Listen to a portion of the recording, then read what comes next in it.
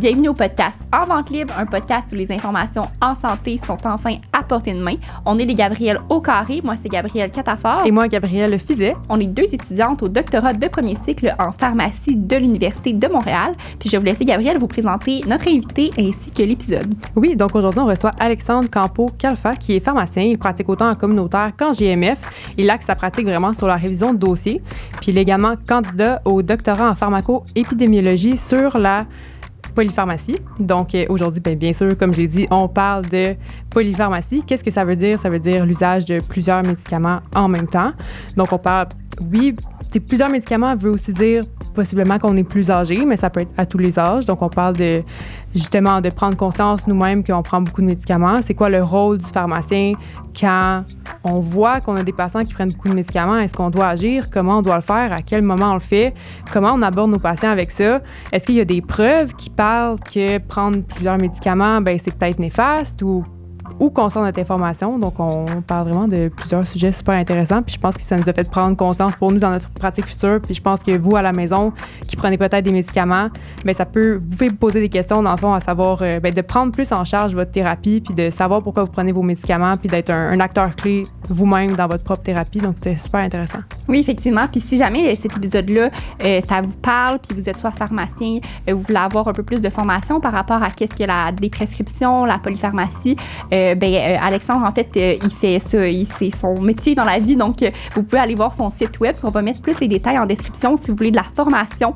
Son site web, c'est accpharmacien.com. Donc, avec ce site web-là, vous allez avoir plus de détails. Il y a une section vraiment pour les professionnels pour avoir de la formation à ce sujet-là. Donc, on laisse tous les détails dans la description de l'épisode. Donc, voilà. Sur ça, on va aller on va aller écouter l'épisode, mais avant tout, on va aller remercier nos commanditaires.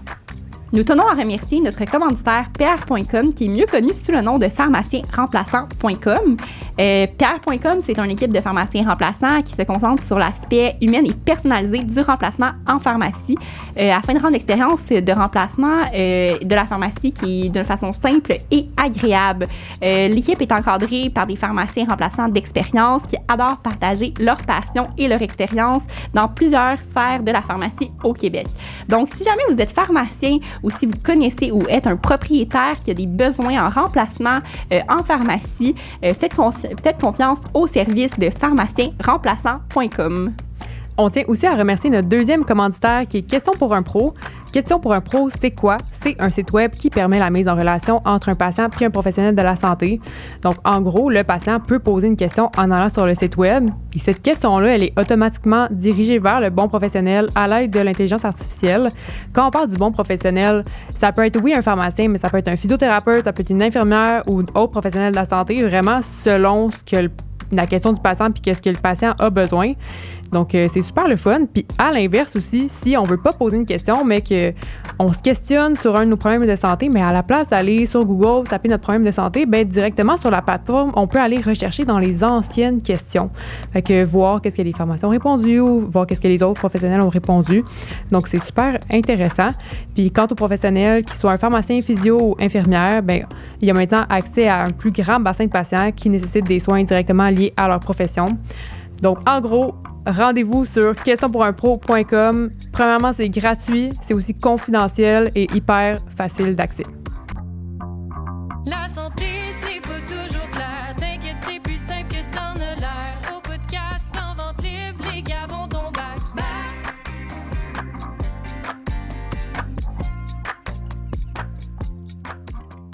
Bonjour, premièrement, merci beaucoup d'avoir accepté notre invitation.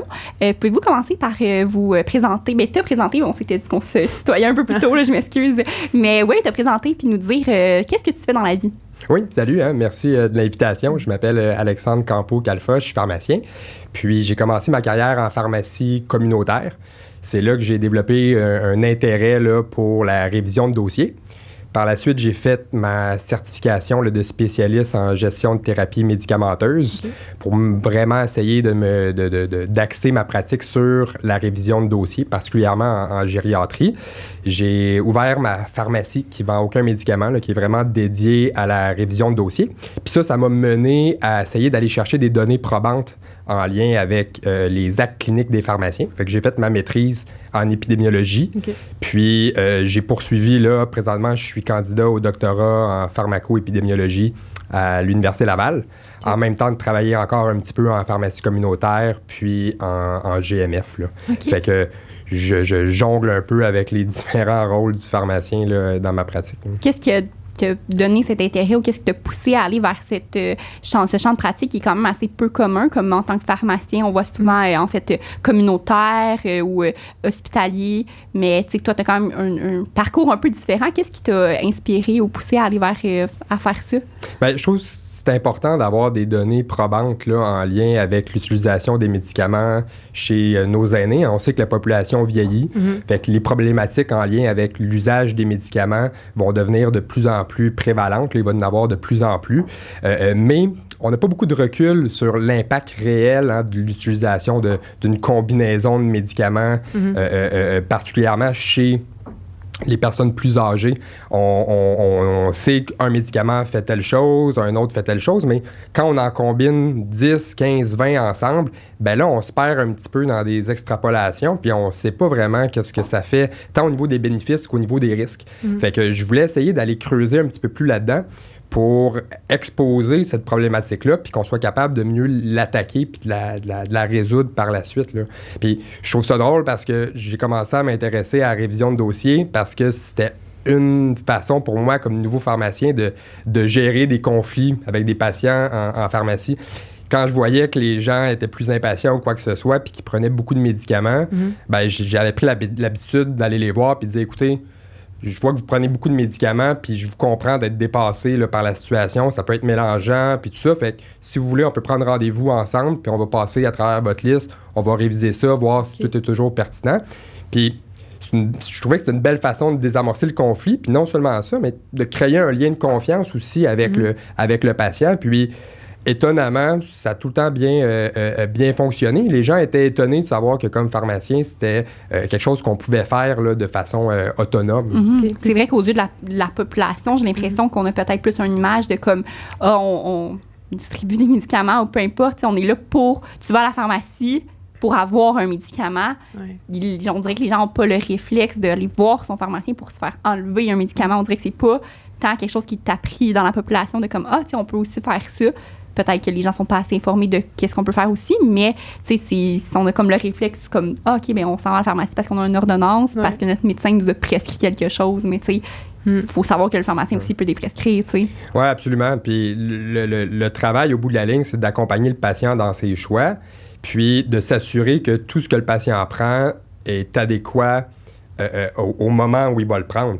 Fait que si c'est un médicament que la personne prend depuis 20, 25, 30 ans à la même dose, ben même si le médicament est le même, que la dose est la même, ben le corps de notre patient a changé. C'est plus le même individu qu'on a devant nous. Puis fait qu'il faut adapter notre prise en charge en fonction du la nouvelle personne qu'on côtoie, là. Fait c'est important de garder en tête qu'on est en constante réévaluation, même si il n'y a rien qui bouge en termes de médicaments. Le statu quo peut mener à des effets néfastes en santé, là.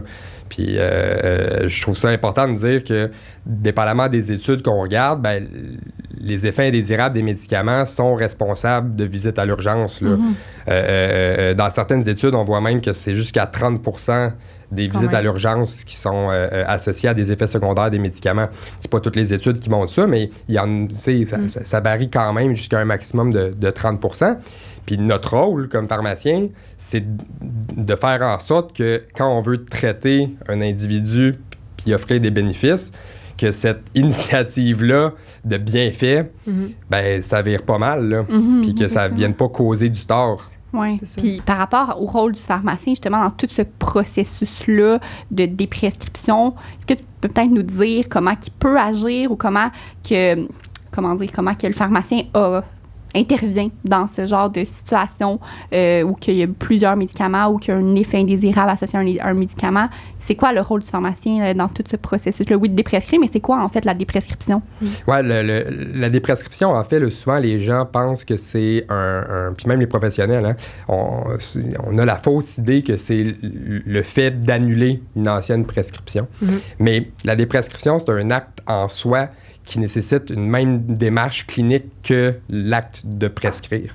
Puis première des choses, c'est de se dire, ben, quand on déprescrit, quand on vient enlever un médicament, c'est pas quelque chose qui est irréversible. Puis souvent, ça, c'est une des craintes des patients, de dire, ben là, si vous m'enlevez ce médicament-là, ça va mal aller, puis tout ça. Puis c'est rassurant, hein, de dire, ben regardez, si ça se passe pas bien, là, pas compliqué, on va le remettre, puis au moins, on aura essayé, tu sais. Puis ça m'amène à dire que la relation de confiance entre le professionnel et son patient, c'est important puis c'est primordial là, pour non seulement initier le processus de déprescription, mais aussi pour le mener à terme. Puis, ce qui est plus difficile, c'est quand tout va bien, puis là qu'on veut enlever un médicament qui est susceptible d'engendrer plus de méfaits que de bienfaits. Puis le patient ne comprend pas nécessairement pourquoi c'est important de l'enlever. Par exemple, souvent, on parle de ce qu'on appelle des médicaments potentiellement inappropriés. Ça, c'est quoi? C'est des médicaments qui, à long terme, sont susceptibles d'entraîner plus de risques que de bénéfices pour un patient, particulièrement là, chez les aînés. Mais ce méfait-là, il n'est pas arrivé encore là, quand on essaie de l'enlever en pharmacie communautaire. On est super bon là, à l'hôpital ou en CHSLD pour venir enlever des médicaments qui ont fait du tort, mais quand l'objectif, c'est d'éviter que notre patient tombe et qu'il se ramasse en CHSLD, ben, on veut prévenir cet effet indésirable-là, on veut prévenir les chutes. Fait que c'est difficile de venir convaincre un patient de changer une formule qui a été gagnante pour lui dans les 20-30 dernières années. Fait que je pense que d'apporter ça en disant, ben on a des nouvelles données qui n'existaient pas nécessairement quand vous avez débuté le traitement, qui nous indiquent que votre traitement peut peut-être vous jouer des tours à long terme. On a des façons de l'arrêter de façon convenable, de façon sécuritaire. Est-ce que vous accepteriez qu'on le laissait ensemble avec des suivis serrés et tout ça? Puis, si ça ne fonctionne pas, on arrêtera le processus. Puis en même temps, ben, on garde votre médecin dans la boucle, on va l'informer. Puis maintenant, avec les nouvelles activités de la loi 31, ben, on peut venir initier des diminutions de doses par nous-mêmes. Ça nous permet de sauver du temps. Oui, c'est ça. Mais ça, je trouve personnellement, en tout cas, je pense que tu me dis, regarde, par rapport à ton expérience cet été en pharmacie, mais je trouve que c'est vraiment un bel acte qu'on a, dans le sens que, comme, je trouve qu'on a pu faire beaucoup de choses. Puis en tant qu'étudiante en pharmacie, cet été, par exemple, quand je révélais les dossiers puis tout ça, je trouvais ça le fun que je puisse faire ça, qu'on puisse déprescrire, qu'on puisse vraiment amorcer une diminution de dose. Les patients, de ce que j'ai vécu, ils ont été super heureux à la fin de tout ce processus-là, qu'il y ait un médicament qui leur causait du tort, qui maintenant leur fait plus de tort, qu'on a pu faire tout le processus ensemble sans nécessairement qu'il aille chez le médecin, qu'il aille attendre super longtemps ou qu'il arrive quelque chose de néfaste puis que la personne aurait peut-être dû consulter, tu sais. Fait que je trouve vraiment que cet acte-là en particulier de justement réduire les doses ou d'arrêter un médicament complètement, je pense que c'est vraiment un bel ajout qu'on a dans notre profession, là. Puis on devrait l'exploiter encore plus, je pense. Oui, puis c'est le fun parce que quand tu mènes à terme une déprescription, ben ça augmente le capital confiance que ton patient a envers toi, envers ton équipe, puis ça permet de faire encore plus d'actes par la suite, que ce soit de déprescrire, mais d'ajuster pour atteindre des cibles ou n'importe quoi, n'importe quelle autre activité. Quand tu mènes quelque chose à terme puis que le patient voit que ça marche, ça donne des bons résultats sur sa qualité de vie, ben après ça, t'as plus rien à prouver vraiment, là. Puis ça, c'est super le fun dans ta prise en charge patient. C'est certain que c'est un processus qui se fait en collaboration aussi, fait qu'il ne faut pas que les gens commencent à arrêter tout puis n'importe quoi. Mais s'ils ont des questions, s'ils doutent de la pertinence d'un de leurs médicaments, s'ils ne savent plus pourquoi ils prennent un ou un autre médicament, bien, c'est des super belles portes d'entrée pour initier un processus de révision de dossier, puis par la suite un processus de déprescription si c'est nécessaire. Le but, c'est pas d'enlever tout. Le but, c'est de s'assurer que les traitements que les gens prennent, ça leur mène tout le temps à plus de bénéfices que de risques. C'est ça l'objectif. On veut pas que ce qu'on fait pour les prendre en charge les mène à des hospitalisations là, ou à une diminution de la qualité de vie, même si c'est pas des hospitalisations ou des visites à l'urgence. Si notre patient se sent un petit peu plus zombie, puis tout ça tout au long de la journée, ben on n'est pas gagnant, là. Okay. Puis comment tu choisis tes patients, mettons, pour faire une révision de dossier? Parce que, tu sais, en communautaire, des fois, tu passes bien du monde.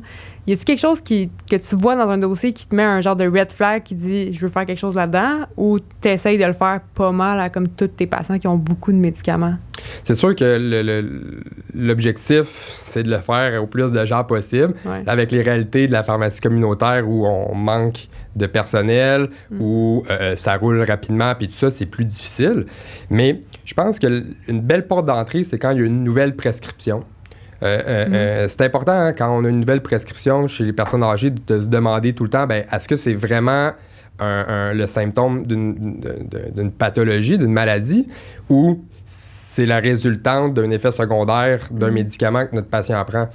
Fait que, en ayant la nouvelle prescription, tu n'as pas le choix, tu y vas y parler là, de toute façon à ton patient. Fait que ça peut être une belle façon d'initier la révision de dossier. Ouais. Puis même si on n'a pas le temps de le faire en 1 heure dans le bureau, puis tout ça, ben de planter la graine là, pendant 2, 3, 4, 5 minutes avec le patient, de regarder qu'est-ce qu'il en pense, d'y offrir dans certains cas des lectures à faire à la maison. Il y a plein de documents qui sont vulgarisés là,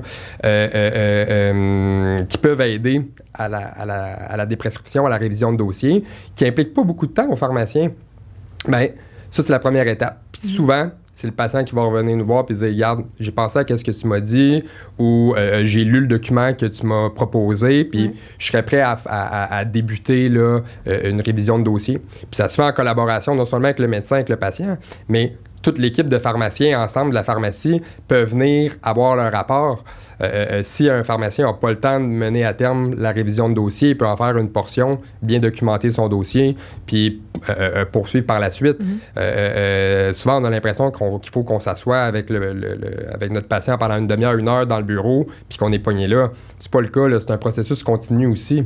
Fait que, je pense que la réception d'une nouvelle ordonnance, les patients, quand ils vont voir leur médecin, ça peut être bon qu'ils s'écrivent des notes aussi, parce que ça va vite, hein, des fois, dans le bureau du médecin. Fait que si tes questions sont bien écrites avant, ben ça peut faire en sorte que tu n'oublies rien puis que t'es pas pris de court par la nervosité quand tu vois un médecin qui veut aller rapidement, par exemple. Ouais, c'est vrai.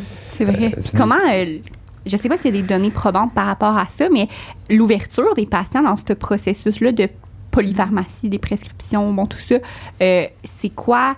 Est-ce que les données, je ne sais pas s'il y en a, premièrement, est-ce qu'elles sont en faveur de les personnes qui sont plus penchées à « OK, oui, on amorce le processus des prescriptions » ou au contraire, il est mieux garder un peu le statu quo, de rester ça comme ça parce que ça fait 20 ans qu'ils sont comme ça? C'est quoi, la tendance? Ouais. Ouais. On a des données là, de sondage, je me souviens plus en quelle année là, que ça a été fait, mais ça fait pas très longtemps.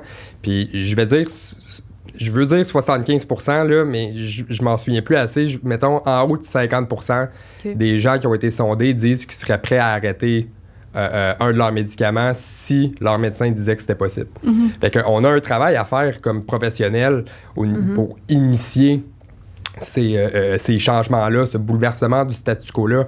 Souvent, les gens se font prescrire une pilule pour le diabète puis ils se font dire « ça, c'est ta vie que tu vas le prendre ». Ouais. Fait que quand quelqu'un arrive et dit ben là, on pourrait l'arrêter, il y a plein de questions là, qui arrivent et disent ben pourquoi? Puis c'est pas une question de faire de l'âgisme, de dire ben c'est parce que là vous êtes trop vieux, c'est plus important le diabète. Ça n'a pas rapport à ça. C'est que dans la balance des risques, des bénéfices, ben peut-être qu'il y a plus de risques maintenant parce qu'il est arrivé telle affaire dans les dernières années, ou tout simplement parce que le bénéfice de votre traitement a été atteint. Puis une fois que c'est atteint, ça peut mériter d'être enlevé, puis vous n'allez pas nécessairement perdre ces bénéfices-là. Oui, mais en quoi, tu sais, là, c'est beaucoup comme niché, je dirais, comme ce qu'on aborde en ce moment, ce qui peut paraître un peu peut-être flou pour quelqu'un qui nous écoute, qui n'a pas nécessairement de base en santé ou qui n'est pas un professionnel de la santé. Fait en quoi ce sujet-là pourrait être important pour la population comme en général? En quoi tu penses que tout le monde devrait savoir c'est quoi déprescrire ou juste la polypharmacie? Je pense que le plus important, c'est qu'il ne faut pas que les gens aient peur de poser des questions puis de remettre en question les traitements qui prennent depuis longtemps. Ouais. C'est important qu'ils écoutent les réponses, par contre. Okay? Quand on pose des questions, il faut prendre les réponses puis les accepter. Mais il ne faut pas craindre le jugement de notre professionnel de la santé. Il ne faut pas craindre d'avoir l'air imbécile ou d'avoir l'air ignorant non plus. Il y a des gens qui peuvent se dire ça fait 20 ans que je les prends mes médicaments puis je sais même pas à quoi ils servent. C'est un peu bizarre, je suis un peu gêné de venir poser des questions. On est là pour ça. Là. Fait que c'est important, de un, de pas hésiter de poser des questions. Puis de deux, comme je disais tantôt, la population vieillit, les traitements sont pris en charge, les maladies sont prises en charge par des traitements qui sont basés par l'ajout de médicaments souvent. Puis la combinaison de ces médicaments-là, on ne sait pas vraiment qu'est-ce que ça fait nécessairement à long terme. On sait par contre que la polypharmacie, c'est l'usage de plusieurs médicaments en concomitance, là. C'est associé à l'utilisation des médicaments inappropriés. C'est associé à des effets secondaires, à des interactions. C'est associé aussi à une sous-utilisation des médicaments qui sont recommandés. Fait que quand on voit qu'on commence à prendre beaucoup de médicaments, ça peut être intéressant d'aller poser des questions, s'assurer que tout est nécessaire encore, à la bonne dose, puis au bon moment dans la journée aussi. Parce que c'est vrai que beaucoup de nos actes étudiés, on a souvent des nouvelles prescriptions, on ajoute des médicaments par-dessus d'autres, mais des fois, on se questionne pas nécessairement, OK, mais c'est-tu comme encore bon avec tous les autres médicaments? Est-ce qu'il faut qu'on en enlève d'autres? Des fois, on ajoute par-dessus sans trop penser à tout ce qu'il y a déjà, tu sais. Fait qu'en tant que patient, c'est de comme re-questionner, pas re-questionner la nouvelle prescription, mais re-questionner plus le passé, de ce qui est encore nécessaire, tout ça, tu sais. Oui, c'est ça. Puis souvent, les gens oublient qu'on fait tout ça pour eux. Dans le sens, c'est leur objectif de vie qu'on veut atteindre, puis qu'on veut les accompagner dans ça, c'est dans l'atteinte de leurs objectifs. Fait que ça se peut qu'éventuellement, toi, tu veux vivre le plus longtemps possible, puis qu'à un moment donné, ton intérêt change, puis que ça soit de vivre avec la meilleure qualité de vie possible. Ça se peut.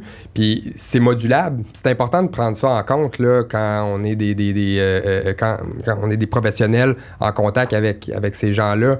Puis c'est correct que les objectifs soient réévalués. Puis en fonction de ça, on s'ajuste, puis on accompagne les gens là-dedans.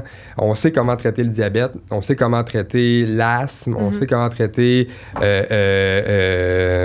l'hypertension, puis tout ça, mais quand on met tout ça ensemble, puis que la personne se ramasse avec 12 médicaments à prendre par jour, est-ce qu'il y a pas est-ce que c'est éthique, tout ça, tu sais? Y a-t-il un enjeu éthique? Y a-t-il des questionnements de société qu'on doit avoir, surtout en contexte d'inconnu? On ne sait pas nécessairement ce que ça fait de combiner à long terme en termes d'effets secondaires, en termes d'interaction. On agit au jour J avec l'information qu'on a la plus à jour, avec en tête le meilleur intérêt de notre patient, en collaboration avec notre patient, mais ça se peut que demain, ça soit plus ça.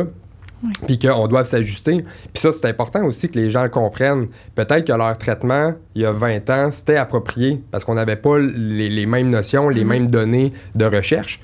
Puis c'est correct, mais l'important, c'est que là, on en a pris connaissance, on en prend conscience, puis on travaille pour améliorer ça. Oui, c'est ça, la science, ça évolue, puis les médicaments, tu sais, on les a étudiés pendant peut-être, c'est sûr que c'est long, le processus d'un développement de médicaments, mais la recherche, tout ça, je sais pas, peut-être un 5 ans au total de recherche sur les humains qu'on a fait avant de commercialiser le médicament.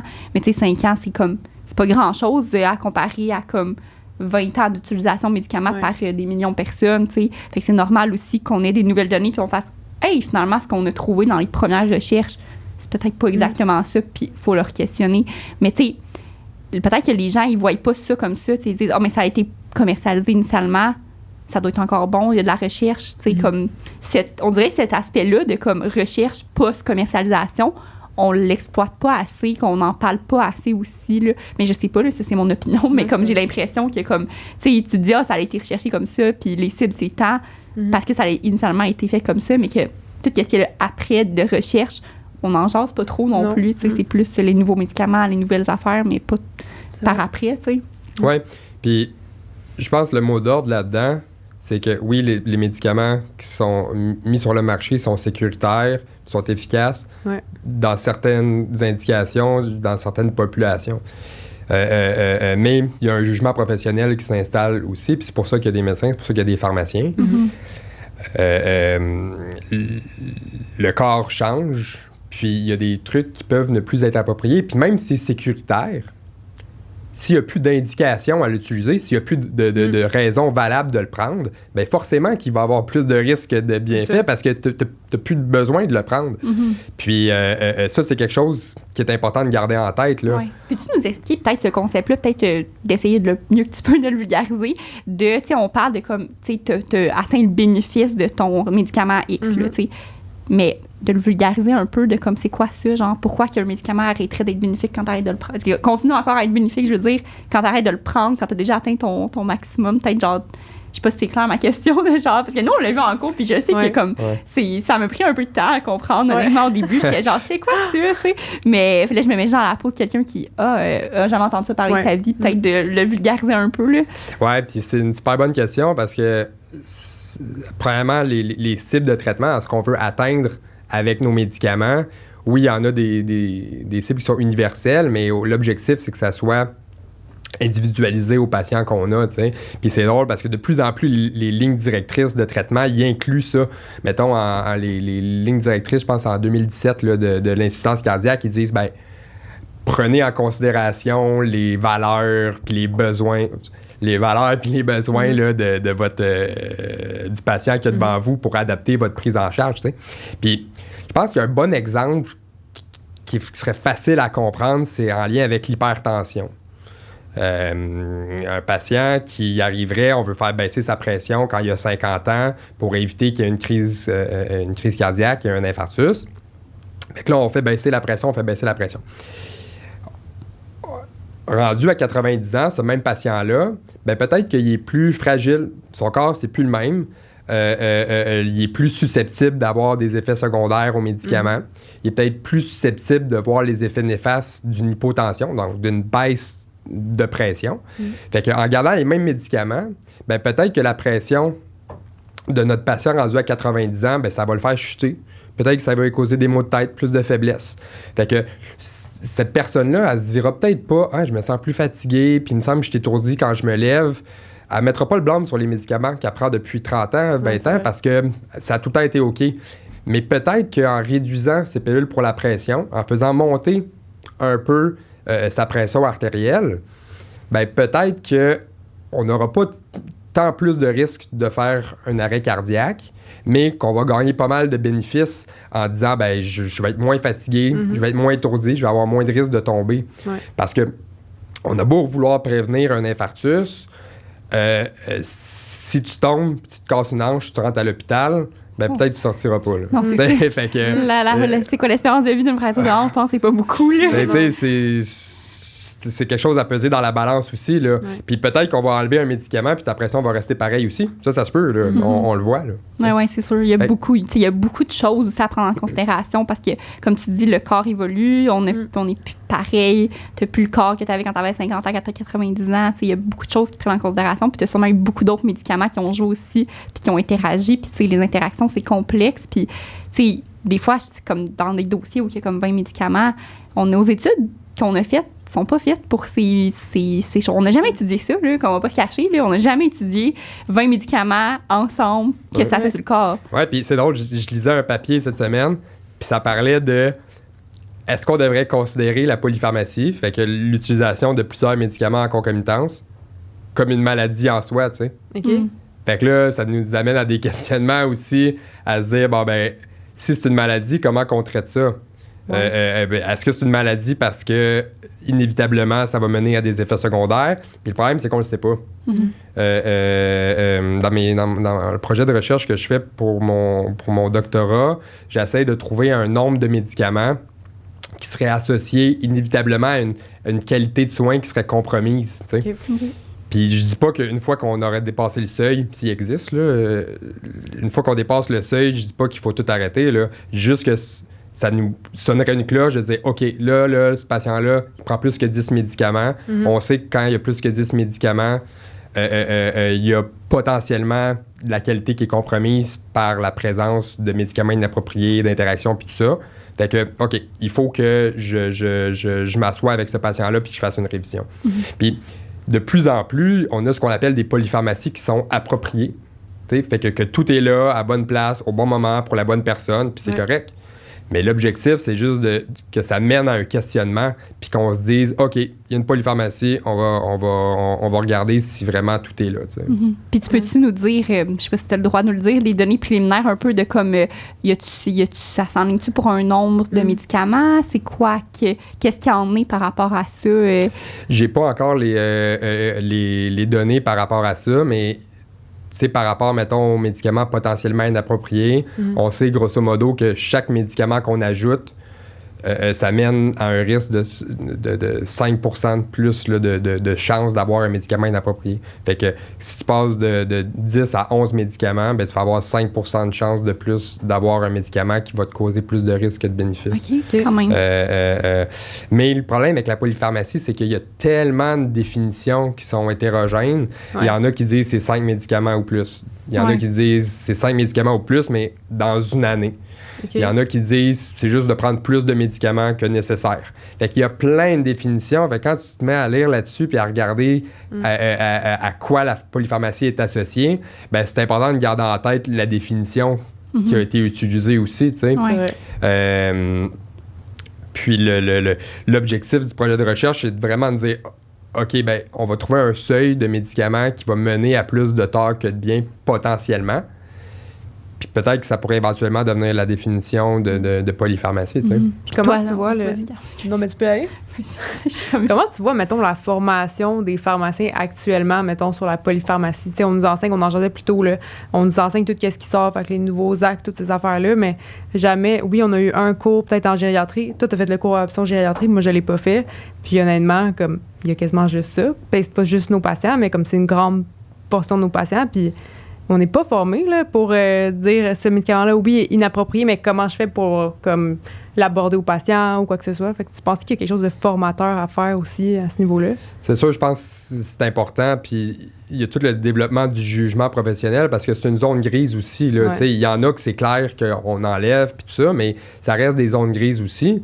Puis je sais qu'il y a le nouveau nanoprogramme en gériatrie, là, je pense que c'est la 2e année qui est offert à l'Université Laval. Okay. Mais je pense que ça devrait être que les cours en gériatrie, les cours de polypharmacie comme ça devrait être inclus comme c'est le cas pour les cours en pédiatrie. Moi, dans le temps, quand j'étais aux études au PharmD, on avait des blocs de cours spécifiques à la pédiatrie. Puis on n'avait pas vraiment de cours en termes d'usage des médicaments en gériatrie. On apprenait les changements qui arrivaient dans le corps en lien avec les personnes âgées. Mais spécifiquement en termes de déprescription puis tout ça, c'est pas quelque chose qu'on avait dans un cours là, en tant que tel. La bonne nouvelle, c'est que c'est de plus en plus d'actualité. Les études sur la déprescription, sur la polypharmacie, il y en a de plus en plus là, dans les 10-15 dernières années, même 5 dernières années. Fait que les gens sont de plus en plus conscientisés à ça, puis j'imagine qu'il y a des efforts qui sont faits dans ce sens-là. C'est ça un sujet qui est tout récent, comme dans le monde scientifique, ce mot-là, polypharmacie ou des prescriptions, c'est-tu quelque chose qui est récent pour nous, les santé professionnelle, ou c'est là depuis des années, mais c'est comme dans l'ombre. C'est ça. Ouais, je pense que par rapport à tout ce qu'on sait en sciences, en santé, on pourrait dire que c'est récent. Là. OK. Tu sais, peut-être, je sais pas, les 10 dernières années, 15 dernières années, il y a des papiers qui sont faits, tu sais, avec des gens qui ont des réflexions par rapport à ça. Avant les années 2000, mais vraiment, là, il y a eu comme un boom de littérature scientifique en termes de polypharmacie, de déprescription. Okay. Après, parce que c'est tout en lien aussi avec le vieillissement de la population. Tu sais, un va avec l'autre. On a des technologies qui font en sorte qu'on garde les gens en santé, ben pas en santé, mais vivants plus longtemps, tu sais. On espère que ça rime avec en santé, là, mais fait, on les garde, on a des outils qui nous permettent de faire ça, mais il y a un revers de la médaille, puis à un moment donné, on va frapper le mur, puis on va le réaliser, tu sais. Je pense que c'est une des raisons pour lesquelles c'est plus d'actualité. Puis tu penses que les professionnels de la santé peut-être pharmaciens en premier, est-ce que tu penses qu'ils sont assez informés par rapport à ce sujet-là de polypharmacie, des prescriptions, tous les inconvénients que ça pourrait apporter aux patients? Est-ce que tu penses qu'en ce moment, les pharmaciens au Québec sont assez formés pour ça, pour affronter le problème? Ben, je pense que la première des choses, au-delà de la formation, c'est l'information. Ouais. De comprendre qu'il y a cette problématique-là, tu sais. Puis on est tellement occupé dans le quotidien avec les nouveaux traitements qui sortent, puis tout ça, qu'il y a peut-être plus d'intérêt à dire, ben, je vais me garder à jour sur les nouveaux traitements plutôt que de me pencher sur des techniques de réévaluation de traitement. Puis on se dit, ben, il y a le pharmacien qui est en GMF qui a plus le temps que moi de faire ça. Je peux envoyer mes suggestions au médecin, puis tout ça. Mais dans le contexte actuel, je pense que c'est difficile, tu sais, de se pencher, de prendre le temps de se pencher à faire ces activités-là. Puis juste quand on regarde en termes de médicaments potentiellement inappropriés, la majorité des gens savent pas c'est quoi nécessairement, tu sais. Je pense que c'est un 50% aussi des cliniciens que quand tu leur dis c'est quoi un médicament potentiellement inapproprié ou quel outil tu peux utiliser pour les cibler, ils savent pas. OK. Puis ça, c'est autant pharmacien que médecin, infirmière, peu importe le prescripteur. Ça ben, je pense que c'était ciblé en termes de médecin pharmacien. Là. OK, c'est ça. Puis les gens, fait que 50% des gens ont même pas la notion de c'est quoi un médicament inapproprié. Oui, puis ça, c'est des données qui datent de quelques années encore. Là, tu sais, on ne fait pas à jour ces données-là nécessairement. Là, mais il y a un papier dans le Med actuel que j'avais écrit avec ma directrice de recherche, là, Caroline Sirois, par rapport aux médicaments potentiellement inappropriés. Puis, tu sais, oui, c'est bien beau savoir qu'est-ce qu'on fait quand il y en a, comment l'adresser, puis tout ça, mais si on ne sait même pas que c'est une problématique, puis ça peut avoir l'air aberrant là, de se dire « Hey, on donne des médicaments qui sont susceptibles de causer du tort à nos patients. Puis il n'y a aucun clinicien qui veut faire ça en disant « Hey, c'est le fun, ça cause du tort. » Personne ne fait ça. Là. On pense tous qu'il y a des bénéfices. Puis dans l'immédiat, il y en a des bénéfices que le patient peut ressentir. Puis c'est ça qui est problématique. Comment qu'on est capable de dire à notre patient « ben oui, je comprends là, que tu ressens des bénéfices en ce moment, mais à long terme, les risques les dépassent. Oui. Fait que je pense qu'il y a juste d'être informé de la problématique, puis de se poser des questions. C'est ça qu'on veut, hein, dans le fond, c'est de réfléchir, de dire, OK, beaucoup de médicaments dans ce dossier-là. Mon but, moi, comme pharmacien, c'est d'assurer l'usage optimal des médicaments. Ben, je pourrais regarder avec le patient si, de un, il sait pourquoi il prend ses médicaments, puis de deux, est-ce que c'est toujours bénéfique? Puis il y a des outils sur Internet là, qu'on peut, des calculateurs je l'ai juste en anglais, là, des calculateurs de appropriateness, là, à savoir si tel médicament est approprié en fonction d'éléments individuels de notre patient, de caractéristiques individuelles. Fait que c'est des outils qu'on peut utiliser, mais c'est long, ça prend du temps. C'est pour ça qu'on y va une étape à la fois. On commence avec la fondation, après ça, on met les briques. Puis à un moment donné, on va arriver à un résultat. Puis peux-tu nous éclairer pour savoir comment repérer les médicaments inappropriés pour un patient, peut-être plus comme niveau professionnel de la santé, de comment que ça serait quoi, qu'est-ce que tu vois dans un dossier, qu'est-ce que tu vois chez quelqu'un qui te sonne une petite cloche de c'est quoi un médicament inapproprié? Bien, il y a des listes de médicaments inappropriés, il y a des consensus d'experts en gériatrie qui se mettent ensemble puis qui mettent à jour des critères qui définissent ce qu'est un médicament inapproprié, mais qui les listent aussi, qui disent ça, là, cette classe de médicaments-là, ben, la majorité des cas, ça cause plus de risques que de bénéfices. Par exemple, les critères de Beers, sûrement que vous en avez entendu parler, là, c'est des critères qui ont été mis à jour en plus dernièrement, qui listent de façon explicite les traitements qu'on devrait éviter, puis qui disent pourquoi qu'on devrait les éviter. Tu sais, par exemple, les benzodiazépines pour l'insomnie, ben, c'est associé à des chutes, c'est associé à des fractures. Fait que, puis le niveau de preuves associé à ça, c'est des preuves qui sont élevées. Fait que de se familiariser avec ces outils-là explicites qui vont vraiment nous lister les médicaments qu'on devrait éviter, c'est un bon point de départ. Puis ce qui peut être intéressant, c'est d'en prendre quelques-uns, puis de regarder, mettons, dans notre mois ou dans notre année même, de se dire, bon, ben là, cette année, là, moi, je m'attaque à la problématique des médicaments pour dormir, par exemple. Puis, on bâtit là-dessus. On le voit dans notre pratique, les médicaments qu'on voit le plus souvent. Puis, en regardant la liste, ça nous va permettre de sonner des cloches aussi par rapport à des patients qu'on voit dans notre quotidien, tu sais. Oui, effectivement. Puis, est-ce que tu penses que ce genre de critères, je sais pas quoi. Parce que, tu sais, tantôt, quand on était off-cam, on avait parlé un peu de comme, tu sais, tu me dis, je vois pas des annonces à la télévision qui disent des prescriptions, c'est quoi, peu importe. Ça m'a vraiment comme parlé. Puis je me suis dit, est-ce que les gens devraient être informés un peu de tout ça? Dans le sens que, comme, on devrait-tu, comme, publiciser, par exemple, justement, quelques benzos, si vous prenez de l'activant, est-ce que, je sais pas comment qu'on pourrait, comme, tu sais, sans que ça soit, genre, ton médecin t'a pas prescrit la bonne affaire, mais plus dans le sens de re-questionner comme ce genre de médicaments. Est-ce que tu penses que la population devrait être au courant, justement? Moi, je pense que oui, parce que l'objectif, comme on disait tantôt, le partenariat, ça revient tout le temps à la même affaire. Tu sais, qu'est-ce qu'on se dit dans le sens où on veut avoir un consentement qui est libre et éclairé de la part de notre patient quand on fait quand on fait une prise en charge. Ben, on veut s'assurer que notre patient, il sait que le traitement qu'il prend à long terme, ça peut lui causer une chute puis des fractures, tu sais, ou des chutes puis une fracture. Là. Moi, je rêve du jour où on va voir des publicités à la télé des pharmacies, que ça sera pas, mettons, des médicaments pour les allergies, t'as un nouveau chat puis tu tousses, fait que viens voir le pharmacien, on va te prescrire un antihistaminique. Que ça va être, regarde, tu sais pas pourquoi tu prends tes médicaments, t'en prends 15, t'es perdu un peu, là.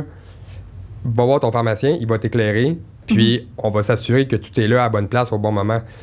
Je pense que ça, c'est notre rôle à long terme, en termes de bon usage des médicaments. Puis ça va sauver des coûts aussi à la société si on est capable non seulement de réduire les médicaments inappropriés, de réduire la polypharmacie. Ça va sauver des coûts en termes de pilules qui ne seront plus en circulation, mais ça va sauver des coûts aussi en termes d'hospitalisation qu'on va peut-être sauver, tu sais. Puis les pharmaciens à l'hôpital, les médecins à l'hôpital vont peut-être pouvoir prendre du temps pour faire autre chose que du ménage des pilules quand le ménage aurait dû être fait en amont, tu sais. Fait que, oui, je pense que la population doit être informée de ça, puis c'est des données qu'on a. Faut pas être gêné de ça, là. La science est mise à jour continuellement, comme tu disais. Fait que si on est capable d'avoir des annonces qui justifient le rôle du pharmacien en termes de révision de dossier, je pense qu'on sera encore plus présent en termes de spécialistes du médicament. Oui, on veut décharger les visites à l'urgence avec les aides de la loi 41, comme la prescription d'antibiotiques pour les infections urinaires simples et tout ça. C'est correct, c'est parfait, c'est le fun. On supporte le système, on s'implique dans le système de santé en première ligne. Mais si on envoie nos patients à l'hôpital parce qu'ils chutent... On vient de créer un autre problème. C'est ça. Puis c'est quoi l'impact, comme là tu parlais, comme le système de santé en général, puis tout ça, on a-tu des données par rapport à ça de l'impact financier ou l'impact en coût personnel de justement la polypharmacie, de prendre trop de médicaments ou du fait qu'un médicament nous cause un effet indésirable? Je pense pas qu'on a les... En tout cas, je suis pas au fait de ces données-là, malheureusement. Là. L'objectif aussi de mon retour sur les bancs d'école pour faire le doc, c'est d'essayer de creuser un peu plus ça aussi, là. D'aller voir un peu qu'est-ce qu'on peut faire aussi pour pallier à cette problématique-là. Peut-être qu'à un moment donné, si on trouve un seuil, ça va être de dire, ben oui, il y a des médicaments d'exception, qu'on a besoin d'avoir une justification pour avoir un remboursement avec la RAMQ. Peut-être qu'à un moment donné, on va avoir des thérapies d'exception, des thérapies qui ont besoin d'avoir un code pour que le gouvernement le rembourse, puis que ce code-là serait justifié, par exemple, par une révision de dossier d'un pharmacien qui dit, ben oui, c'est vrai, ce patient-là, il prend 12 médicaments, ça dépasse le seuil de 10 médicaments, mais j'ai fait une révision, tout est là, à bonne place, au bon moment, ça apporte plus de bienfaits que de risques à mon patient, on applique le code. Ça pourrait être une technique de restriction de paiement avec les tiers payeurs, là. Oui, c'est vrai. Éventuellement, là, tu sais. Oui. Ça serait-tu possible? Genre, là, on parle pour jaser, ce serait quelque chose de réalisable, tu penses, dans le futur? Ben, c'est sûr que si on voit que la polypharmacie est associée à des risques, ça pourrait être quelque chose d'intéressant. Ouais. Mais c'est des réflexions qu'on doit avoir en termes, pas seulement de pharmacien, mais en termes de société puis de système de santé. Puis il y a un des aspects de mon projet de doctorat qui est justement de réfléchir à cette possibilité-là. Comme, est-ce qu'on doit se rendre là? Est-ce qu'on doit se rendre à des restrictions de paiement pour obliger les patients à se re-questionner puis les pharmaciens à faire de la révision de dossier? Je pense pas. Puis c'est certain qu'il va y avoir des choses qui vont devoir changer en termes de charge de travail pour qu'on puisse le faire. Là. Mais l'objectif de la restriction de paiement, que ce soit au Québec qu'ailleurs dans le monde, on le voit, c'est faire en sorte qu'il y ait un meilleur usage des médicaments dans différents contextes, puis tout ça. Mais ça reste ça, tu sais. Fait que si on voit que des thérapies sont potentiellement inappropriées, puis que ça met à risque vraiment d'hospitalisation, une visite à l'urgence, d'effets secondaires accrus, tu sais, peut-être que ça serait ça la solution. Mais je le sais pas. Puis l'affaire, c'est qu'on n'a pas les données là-dessus non plus. C'est pour ça que dans mon projet, on veut faire vraiment une réflexion avec différents acteurs qui portent sur ça, sur cette solution-là. Puis pas juste au Québec. Tu sais, l'OMS a déposé un document pour s'attaquer à la polypharmacie d'ici 2030. C'est une problématique d'usage de médicaments qui n'est pas juste au Québec, là, c'est mondial. Ah oui. Mais tu penses-tu, qu'est-ce qu'il faudrait... Est-ce que tu penses que rémunérer les pharmaciens pour faire de la révision de dossier, c'est quelque chose qui les motiverait davantage à se pencher sur le problème? Ben, je pense que oui. Je pense que oui. C'est un bon point. Puis, tu sais, un des problèmes, je crois, c'est le manque de données probantes. Le manque de données concrètes par rapport à ces activités-là. Puis, on en a des études qui montrent que c'est bénéfique, mais il y a aussi des études qui montrent le contraire. Fait que je pense que cette disparité-là, puis cette incertitude-là, c'est quelque chose qu'on doit attaquer pour éventuellement parler de remboursement d'actes. C'est ça, parce que en ce moment, on s'en doute comme tout que comme le pharmacien, quand il travaille puis qu'il fait une activité, ça a un impact positif, ça arrive un peu de soi, ça tombe un peu sur le sens, que comme, OK, ben, il fait quelque chose de clinique, mais mais on n'a aucune donnée qui prouve que c'est vraiment comme... que c'est vrai, que c'est important, puis que ça diminue le coût du système de santé. Fait que ça doit être aussi pour ça que le gouvernement, peut-être qu'il ne voit pas l'investissement à faire dans ce domaine-là, parce qu'il n'y a jamais personne qui est allé chercher les statistiques, puis ben, c'est avec ça qu'on est capable d'aller chercher des sous, de subventionner, d'avoir des coûts associés à ce qu'on fait, puis tout ça. Là, c'est ça qui est difficile de... On joue, on le fait parce qu'on est pharmacien, puis que c'est notre rôle, mais en même temps... on n'a aucune donnée qui prouve que c'est ce qu'on fait. C'est un drôle de... Ouais, puis tu sais, ça, je le dis vraiment à travers mon chapeau, c'est mon opinion, là, puis il y a des gens qui travaillent pas mal plus fort que moi pour faire reconnaître ces actes-là, puis pour que le gouvernement le rembourse, là. Fait que ça, je suis convaincu qu'il y a des gens qui travaillent fort dans ce sens-là, mais je pense que ça prend des données. Des personnes comme toi qui font de la recherche là-dedans puis qui poussent un peu. Il y a des gens de l'OPQ, de l'OQPP aussi qui travaillent à négocier ça. Puis avec l'arrivée de la loi 31 puis tout ça, c'est des gains qui sont fantastiques pour les pharmaciens, mais surtout pour la population. Oui, effectivement. Mais il y a d'autres problématiques qu'il faut attaquer. C'est sûr que quand t'as un marteau, tu vois des clous partout. Là. Fait que c'est important de remettre les choses en perspective aussi, puis de dire, ben, petit à petit, faut pas aller trop vite, puis à un moment donné, on va atteindre nos objectifs. Puis là, tu disais que c'était mondial un peu comme problématique. Est-ce que les données semblent dire que c'est peut-être plus comme prédominant dans certains pays, dans certaines régions, cette problématique de polypharmacie? Bien, c'est sûr qu'il y en a un peu partout. Puis comme je disais tantôt, en termes de définition de polypharmacie, c'est différent. Il y a des... Mettons, ici, c'est rare les études qui vont inclure, par exemple, les produits de santé naturels en polypharmacie, tu sais.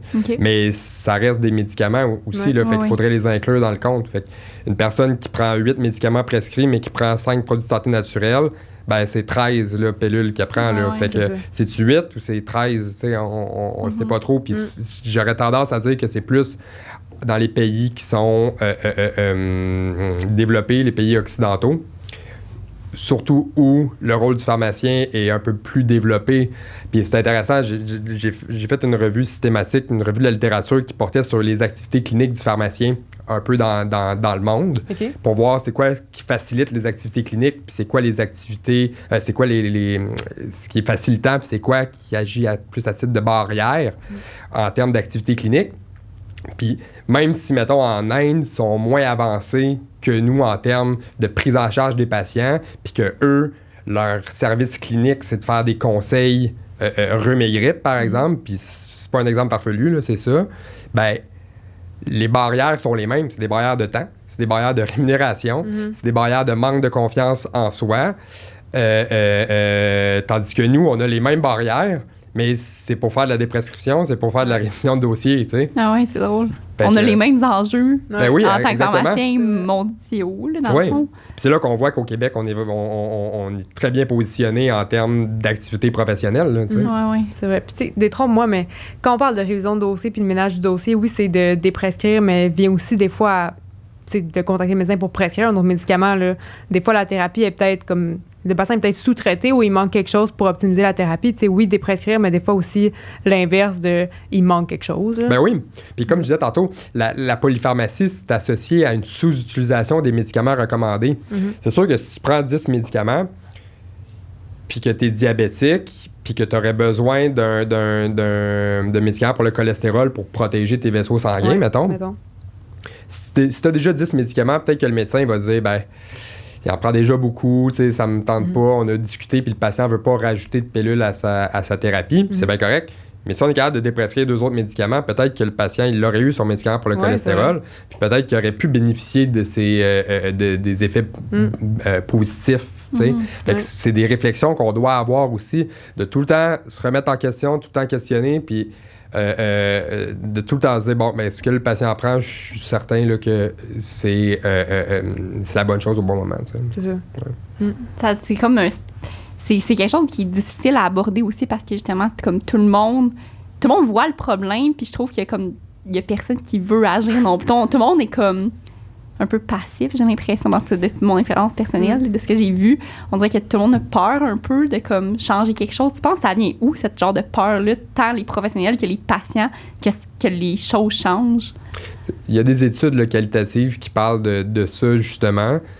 Malheureusement, je peux pas vous donner les résultats de ces études-là, là, mais on a peur du statu quo. On a peur que à un moment, ça va bien, qu'on fasse volontairement une action, puis que là, que ça aille mal, que ça plante. Tu sais, ce que j'avais en tête de dire, c'est que ça fuck le chien. Tu sais. C'est ça qu'on a peur de ça, tu sais.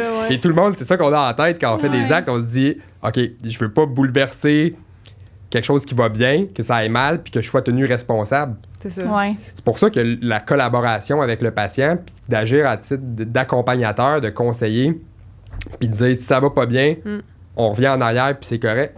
Oui, c'est ça. C'est de comme prévoir d'avance que ça pourrait ne pas bien aller, ce processus de déprescription-là, puis que c'est correct parce que c'est une possibilité, puis qu'on revient en arrière, puis qu'on revient au statu quo, justement. C'est peut-être que les gens oublient ça aussi, que comme, on peut revenir. Ben, on peut revenir, puis souvent, on le fait quand on prescrit. Les patients qui ont peur, puis tout ça, ils disent, regarde, si ça va pas bien, vous avez des effets secondaires, on va communiquer avec votre médecin, puis on va l'arrêter. Oui, c'est ça. Mais l'inverse, c'est vrai aussi. Comme je disais tantôt, le processus de déprescription, c'est pas juste de dire on annule ce qui a été fait dans le passé. C'est un processus qui dit, OK, ben, on pose un acte qui dit qu'on va venir enlever ou sevrer un médicament.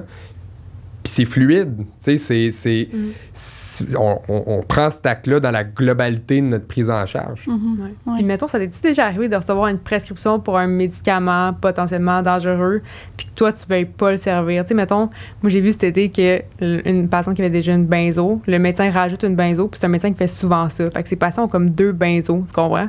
Tu vois déjà que c'est comme inapproprié, mais le médecin fait toujours ça, puis les patients, ils veulent ça. Fait qu'est où la ligne? Toi, t'interviens quand? Tu vas-tu confronter le patient direct quand t'as l'ordonnance de la 2e benzo, mettons? Ou t'attends que ça fasse une couple de mois qu'ils le prennent, puis que là, t'inities ton affaire de comme... Tu sais, c'était peut-être bon au début, mais là, ça ira plus bien dans le futur, là, si on continue à prendre. Ouais. Toi, qu'est-ce que t'as fait? Ben, non, mais c'est moi, des j'étais réflexions pas... qu'on peut avoir, Ouais, tu sais. c'est ça, mais j'étais pas sur la chaîne rapide, mais j'ai vu ça passer, puis j'étais comme... impossible que ça se fait, là. Tu sais, 2 benzos pour la même affaire. Mais je pense que j'en aurais parlé aux patients dès le début, honnêtement, si j'avais été le pharmacien sur la ligne. Je pense que c'est ça qui est l'idéal. Puis je pense que on est capable d'être assez convaincant puis qu'on n'a pas besoin de l'arrêter par nous-mêmes, qu'on est capable de convaincre le patient de ne pas le prendre d'emblée. Ça dépend aussi c'était quoi l'indication puis tout ça, là. Mais si c'est de rajouter une benzo pour de l'insomnie, par exemple, ben moi, je le dis d'emblée aux patients, regardez, là, ça, c'est des médicaments qui vous exposent à des chutes, à des fractures. Ça va pas nécessairement améliorer la qualité du sommeil. Ouais. Puis une phrase que je dis souvent, puis les patients rient, puis ils comprennent, c'est comme si je vous donne un coup de batte de baseball derrière la tête. Tu sais, tu vas dormir, tout ça, mais ton sommeil ne sera pas nécessairement réparateur. Ouais. Fait que c'est une image que les gens comprennent, tu sais. Ouais, Des fois, je dis un coup de poil, là, ça dépend. Ouais. C'est un peu le même, dans le sens que ils sont capables de prendre la décision par eux-mêmes. Ouais, c'est vrai. Puis souvent, dans ces cas-là, c'est pas urgent à initier. Ouais. Fait que c'est des moments où j'en profite pour dire, regardez, réfléchissez. Pensez-y, on va dire pensez-y. Puis on va, je vais vous donner de la documentation à lire. Ouais, c'est une bonne idée. Puis après ça, on s'en reparlera, tu sais. Puis souvent, j'ai même pas besoin de dire que je le donne pas. Ouais. Parce que quand tu arrives dans la confrontation, des fois, ça peut mettre ça peut mettre à mal la relation entre le patient et son médecin aussi. C'est pas ça qu'on veut. On veut que le patient prenne la décision de façon libre et éclairée. Fait que nous, on expose les risques, on donne la documentation, puis ça arrive vraiment souvent que le patient rappelle et dit finalement, correct, vous avez raison, je le prendrai pas, tu sais. Il n'y a personne dans la vie qui. Ben, en tout cas, je tiens sans exception, là, mais dans le sens qu'il y a comme. De mon expérience, il n'y a personne qui tient absolument à avoir des médicaments. Il n'y a personne qui trippe prendre un médicament de plus dans leur thérapie. La même famille, justement. Il n'y a personne qui aime ça, tant que ça, attaché à reprendre un nouveau médicament. Les gens sont plus attachés quand ça fait 20 ans qu'ils prennent les mêmes médicaments, puis que là, ça les stresse de changer quelque chose. Ça, je l'ai vu souvent, mais il y a une nouvelle prescription, puis on remet ça en question. J'ai l'impression que les gens ils sont vraiment plus ouverts à ça que faire comme OK, tu sais, faut que j'en reprenne un autre, je le rajoute dans ma routine, tu sais. Ouais. Puis eux, ils se font prescrire le médicament en se faisant dire c'est un médicament qui va vous aider à dormir. Mettons qu'on prend les benzodiazépines là, pour l'insomnie.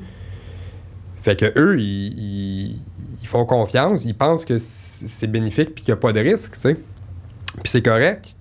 Mais nous, on est là pour filtrer puis dire c'est correct, vous le prenez, vous allez dormir. Après ça, il y a toute la notion de qualité du sommeil. Il y a la notion des risques en lien avec les chutes puis tout ça. Puis vous allez dormir, mais peut-être que vous allez être fatigué quand même le lendemain parce que vous allez être ralenti puis tout ça. Fait qu'au final, le patient prend la décision, mais on est capable de le guider un peu pour qu'il fasse le meilleur choix. Puis est-ce que tu penses que comme quand on fait des conseils là, en tant que pharmacien, nos conseils, indications, indésirables, tout ça, penses-tu qu'on devrait peut-être inclure aussi dans nos conseils cet aspect des prescriptions, soit quand on a une nouvelle ordonnance, qu'on sait que le patient pourrait le prendre à long terme parce qu'il y a des potentiels de comme justement d'être un peu plus comme pas addict, mais tu sais, je veux dire, d'avoir une dépendance aux médicaments pour certains, bon, peu importe. Est-ce que c'est pas une discussion qu'on devrait peut-être amorcer directement avec un patient dans un conseil, d'exposer cette partie-là de comme on pourrait vous le déprescrire ou ça serait important de le faire à long terme? C'est sûr que d'aborder la durée de traitement, je pense que c'est important là, pour mettre les choses en perspective pour le patient. Puis, moi, ce que je dis tout le temps aux patients, c'est on va prendre ça de façon régulière jusqu'à réévaluation. C'est ça. C'est vraiment jusqu'à réévaluation. Peut-être que ça va être poursuivi 5-10 ans, mais peut-être qu'il va arriver quelque chose, peut-être qu'il va avoir un infarctus la semaine prochaine, dans un ciel bleu qui arrive rien que c'est pas par rapport à son état de santé, pas par rapport à l'usage de médicaments, infarctus, qui vient tout changer la donne. Fait que je pense que c'est juste de garder en tête qu'on va réévaluer, on verra qu'est-ce qu'il y en est, mais quand c'est des médicaments qui sont potentiellement inappropriés, moi d'emblée, j'expose plus de risques que de bienfaits. Puis c'est pas parce que je veux faire ça, c'est parce qu'il y a plus de risques que de bienfaits. Je me gêne pas. Je pile pas sur des œufs en essayant juste de me concentrer sur les bénéfices. Le patient va le prendre, c'est lui le maître de son traitement. Il faut qu'il soit au courant des problématiques en lien avec l'utilisation à long terme. Là. Fait que ce serait plus comme les conséquences à long terme de prendre le médicament que d'aborder la déprescription directement Ouais. d'emblée. Je pense que les gens qui sont plus fragiles ou qui sont plus susceptibles d'avoir des issues de santé défavorables avec leurs médicaments, je pense que c'est pertinent de faire des plans de match qui incluent des révisions de dossiers annuellement, par exemple, ou à chaque 2 ans, ou à chaque fois qu'il y a une nouvelle prescription ou qu'il y a une sortie d'hôpital, des trucs comme ça. Puis ça, souvent, quand il y a je travaille pas beaucoup en pharmacie communautaire, là, mais quand il y a des nouveaux patients qui viennent me voir, d'emblée, je dis, écoutez, nous, on est des pharmaciens dans notre équipe qui sont proactifs, qui on fait de la révision de dossier, puis on s'implique pour vous conseiller sur le meilleur usage de vos médicaments. Il y a des gens que ça ne les intéresse pas, mais la majorité, ils sont contents. Puis la majorité le voit comme un shift dans la façon de prendre en charge. On n'est plus dans la prise en charge paternaliste, qui est plus comme, ça c'est la prescription, tu le fais, puis tu questionnes pas. On est vraiment dans la discussion, dans l'échange, dans la relation de confiance. Puis ça facilite l'aspect de réévaluation là, à long terme. Ouais. Fait que je sais pas s'il faudrait en parler directement. On a tellement de choses à dire. Mais, par exemple, quand on prescrit les antidépresseurs, on le dit souvent, la durée minimale d'utilisation là, pour que les gens aient une bonne idée de la suite de leur prise en charge. Ouais. Fait que ça, c'est sûr que c'est ça, c'est des sujets qui sont plus comme touchés, mais est-ce que c'est quelque chose qui, dans ton projet de recherche, tu vas aussi aller chercher, je sais pas c'est quoi en fait, ta recherche en général, c'est oui sur la polypharmacie, mais est-ce que vous allez aussi faire de la recherche sur l'attitude des patients par rapport à ça, ou c'est plus les professionnels, parce que je me dis qu'on peut, en parlant de collaboration, puis on parle de ça depuis tantôt, faut aussi qu'on fasse des recherches sur cette partie-là, parce que ça se fait en équipe aussi, là, tu sais. Fait que ça, c'est une partie dans ta recherche que tu vas considérer aussi, ou? Il y a des éléments satellites, si tu veux, au projet central qui impliquent la perception des différents acteurs, tu sais, des patients, des médecins, des infirmiers et infirmières. Puis quand on parlait tantôt des restrictions de remboursement en lien avec les polypharmacies potentiellement inappropriées, dans les tables de discussion, il va y avoir des patients aussi, là. Tu sais, des patients, des proches aidants, les autres acteurs du système de santé. C'est important que tout le monde soit inclus parce que c'est pas un problème de pharmacie, c'est un problème de société, tu sais. Oui, c'est vrai. Mais tu me détrompes pas aussi, là, je reviens à plus sur la révision de dossier, mais comme, tu sais, pour en faire une efficace, pour pas avoir à la refaire, je sais pas, à chaque mois, puis je sais pas, à chaque nouvelle prescription ou sur le bord du comptoir, à chaque fois que le patient il vient, tu sais, il faut quand même que tu prépares ton patient dans le sens que tu lui dis, hey, prends donc ta pression pendant une semaine pour que tu aies une bonne tendance. Puis, tu sais, il faut que tu aies une couple de données pour te backer avant de le questionner pour vrai, pour te prendre une décision de comme, oui, j'en enlève ou oui, j'en ajouterais potentiellement, là. Puis, tu sais, quand je fais mes révisions de dossier de façon indépendante, là, avec, dans le temps, je le faisais via ma pharmacie. Maintenant, j'ai fermé ma pharmacie, puis je fais la même chose, mais sans les contraintes liées au fait d'avoir la pharmacie. Je demande au patient, mettons, le patient m'envoie sa liste de médicaments, puis en fonction de ça, je lui demande de prendre les données que j'ai besoin, par exemple, la glycémie, par exemple, l'hypertension, puis tout ça. S'il n'y a pas de médecin de famille, puis que ça fait longtemps qu'il n'y a pas eu des prises de sang, je fais la prescription pour qu'il y ait en faire aussi, pour vraiment avoir toute l'information. Puis, on prévoit la révision de dossier avec un rendez-vous pour me laisser le temps d'avoir toutes les infos. Puis, on fait la révision de dossier par la suite. Puis, moi, toutes ces informations-là, je l'envoie au médecin, puis je l'envoie à la pharmacie habituelle du patient. Puis, souvent, je me faisais reprocher de pas me mêler de mes affaires ou des trucs comme ça, c'est par les pharmaciens quand je leur parlais au téléphone par la suite.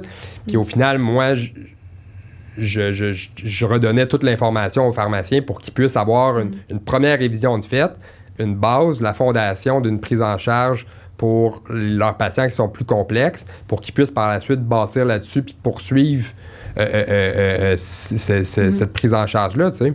Fait que je pense que oui, c'est important d'avoir toutes les informations, mais que quand on reçoit la prescription, on n'a pas toute l'information pertinente non plus, puis on honore la prescription quand même, là, tu sais. Fait que c'est un peu le même principe quand on fait la révision de dossier. L'objectif, comme je leur dis, c'est de poser les questions, de lever des flags, puis d'aller regarder s'il n'y a pas des trucs qu'on peut faire, puis peut-être que non, mais le fait de poser la question, c'est justifiable. Oui, ça ouvre la porte. Puis si jamais tu veux faire quelque chose, de concret après, là, tu vas peut-être aller chercher plus loin. Là. Ouais. Mais j'avoue que tu peux aborder ça. Oui, puis ça se fait, là, de demander au médecin, regardez, j'ai pas d'indication pour tel médicament. S'il n'y a pas d'indication, on pourrait le déprescrire. Sinon, merci de me fournir l'information. Puis c'est une intervention qui est super pertinente. Puis en plus, s'il y a une indication, on va avoir la réponse. C'est ça, oui. Ça me fait penser à ce qu'on avait eu justement, des nouveaux patients. On parlait de transfert tantôt quand tu étais hors caméra, là, mais tu reçois un patient full médicament d'une autre pharmacie qui rentre chez vous. Il me semble que c'est le minimum de savoir, de t'informer sur pourquoi il prend tel médicament. Puis des fois, il ne saura pas. Là, fait que j'avoue que demander au médecin directement qu'il suit depuis des années puis qu'il a peut-être des infos à son dossier parce que c'est lui qui a prescrit les médicaments. Patient, t'es nouvelle chez nous, prends ça, tu lui donnes de l'info, c'est-tu nécessaire de poursuivre ou peu importe. J'avoue que. Ouais. Puis des fois, la révision de dossier, tout est là, mais le point positif, la résultante de notre révision de dossier, c'est le fait que là, le patient va savoir pourquoi il prend ses médicaments. Ouais, puis juste aussi, ça, c'est positif. Ouais. Toi aussi, ben oui. Puis ça, c'est positif, là. C'est positif pour la pharmacie, mais pour le patient qui se sent encore plus en contrôle. Puis quand tu te sens plus en contrôle, tu te sens plus impliqué, tu as plus le goût d'être observant, tu as plus le goût de pas prendre pour acquis que les effets secondaires que tu as, c'est en lien avec le vieillissement. Souvent, ça arrive aussi, là. Des gens qui disent « Ah, je commence à faire de l'incontinence urinaire, ben c'est normal parce que je vieillis. » Mais non, ça se peut que ça soit en lien avec tes diurétiques que tu prends, tu sais. C'est encore pertinent. Au lieu de te faire prescrire un médicament pour arrêter d'uriner, peut-être qu'on pourrait réévaluer une cause potentielle de tes fuites urinaires. Tu sais. Oui, non, c'est vrai. Ce serait quoi ta vision du futur de la pharmacie ou... mais c'est sûr que c'est de la déprescription, toi, qui est plus ton domaine, mais justement, en lien avec la déprescription, ce serait quoi ton idéal dans le futur en termes de soit en pharmacie communautaire ou juste en pharmacie en général par rapport à ça? Oui, c'est une bonne question. Je pense que, de un, ça soit que les pharmaciens soient à l'aise de discuter de déprescription puis de révision de dossier avec leurs patients. Puis une fois que tu es à l'aise, c'est de trouver des stratégies pour être capable de bien l'intégrer dans la chaîne de travail. Excusez, les allergies. Puis il faut être capable de bien l'intégrer dans la chaîne de travail pour que ça soit efficace. Ouais. Puis, oui, il y a des enjeux de rentabilité avec ça, mais si on est capable de s'impliquer auprès de nos patients puis que les patients voient la plus-value de nos actions, c'est bénéfique.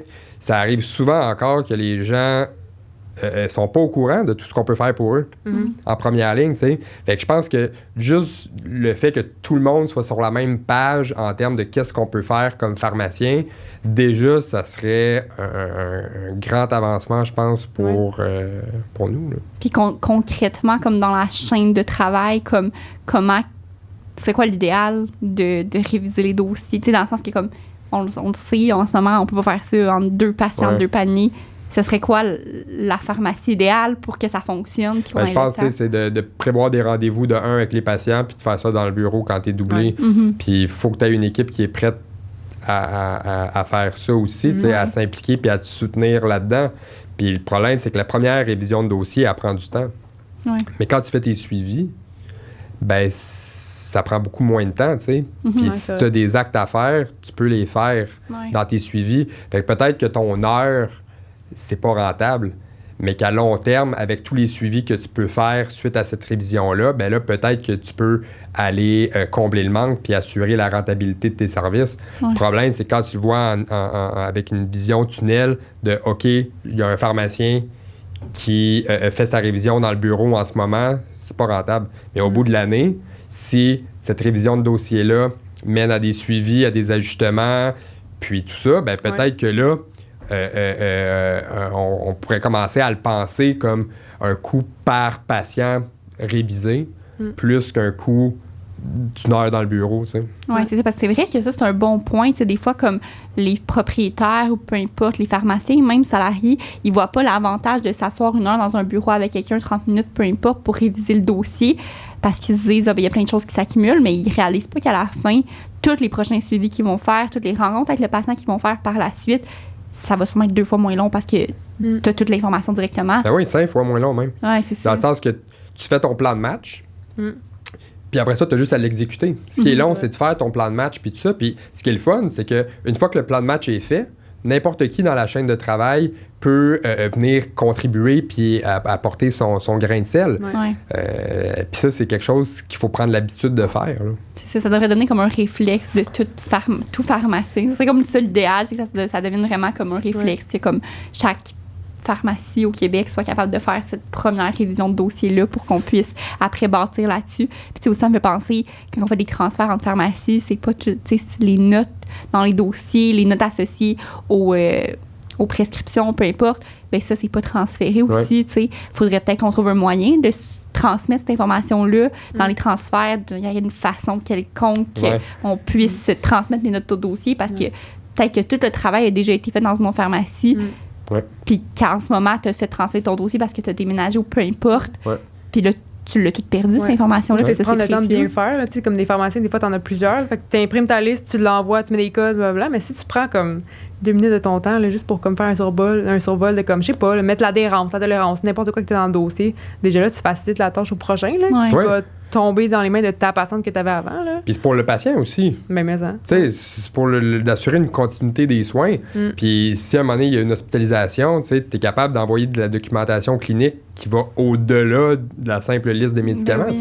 C'est pas qu'on transmet tout le temps juste la liste, mais pas tout le background qui va avec. Ça veut rien dire, juste un médicament. Ben non, c'est ça, exactement. Tu as besoin d'un contexte, puis tout ça. Puis c'est pour ça que de discuter avec le patient, puis de faire en sorte qu'il se réapproprie son traitement, c'est gagnant pour tout le monde. Là. Oui, effectivement.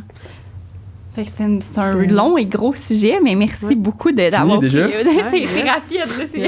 Là, on va toujours vite, mais ça passe tellement rapidement. Mais écoutez, c'était vraiment intéressant. Merci énormément d'avoir pris le temps de nous expliquer un peu le concept de la polypharmacie, qu'est-ce qui vient autour. Là, vraiment. Je pense que ça va être vraiment utile. Puis je pense aussi pour les personnes qui ne savent pas c'est quoi, même si quelqu'un n'est pas en profession puis tout ça, je pense que n'importe qui a avantage à apprendre ça. Fait que, merci à vous deux de l'invitation. Ben merci, puis je te souhaite bonne chance pour la suite de ton projet. Si tu finis quand tout ce long parcours? Normalement, là, ça devrait être dans 2 ans. Là, on aimerait ça pouvoir aller valider là, les résultats qu'on a avec les données de la population en Australie pour voir si ce qu'on retrouve au Québec, c'est applicable dans des populations similaires, mais ailleurs dans le monde. Là. Fait que je dirais dans 2 ans, là, on serait capable d'avoir des bons. Puis ça fait combien de temps que tu as commencé le processus? Ça fait 1 an et quelques. Fait que c'est 3 ans, 3-4 ans. Exactement. Ah bon, ben, bonne chance pour la suite des choses. J'ai hâte de voir qu'est-ce que ça fera comme résultat. Moi aussi. Puis est-ce que, comme, avant de se laisser, est-ce que tu pourrais, je sais pas s'il y a des sites Internet ou des façons de faire pour avoir des renseignements faciles sur la déprescription pour les gens qui voudraient peut-être s'y renseigner un peu plus ou avoir plus d'informations par rapport à ça? Oui, je pourrais vous envoyer là, des liens de Internet, des documents aussi qu'on pourrait mettre là, en pièce jointe. C'est sûr que le site de Deprescribe, vous écrivez Deprescribe là, sur Google, là, c'est super bien fait. Il y a de l'information pour les professionnels, pour les patients, vulgarisé, puis tout ça. Fait que c'est un super bon point de départ là, pour quelqu'un qui s'intéresse à ça ou qui se pose des questions. Puis pour les gens qui prennent des médicaments puis qui posent des questions là-dessus, d'en parler avec leur pharmacien. Il ne faut pas avoir peur, on est accessible, on est là. Puis c'est eux qui les prennent, les médicaments. Là. Fait qu'ils sont tout en droit d'avoir toute l'information. Oui, effectivement. Au final, là, on fait tout ça pour la santé des patients, pour le bien-être des patients. Fait que c'est pour l'avantage de les patients en premier. Puis nous, c'est juste qu'on aime ça. Les accompagner dans le processus. Oui, c'est ça, exact. Disons-le ainsi. Ben, écoutez, merci beaucoup. Fait qu'on va le mettre le petit lien dans la description, peu importe que vous êtes un patient ou que vous questionnez sur vos médicaments, pour avoir plus d'informations, puis parlez-en à votre pharmacien ou à votre professionnel de la santé. Parfait, super. Fait que merci beaucoup encore. C'était super intéressant. Oui, merci beaucoup. Ben, merci à vous deux.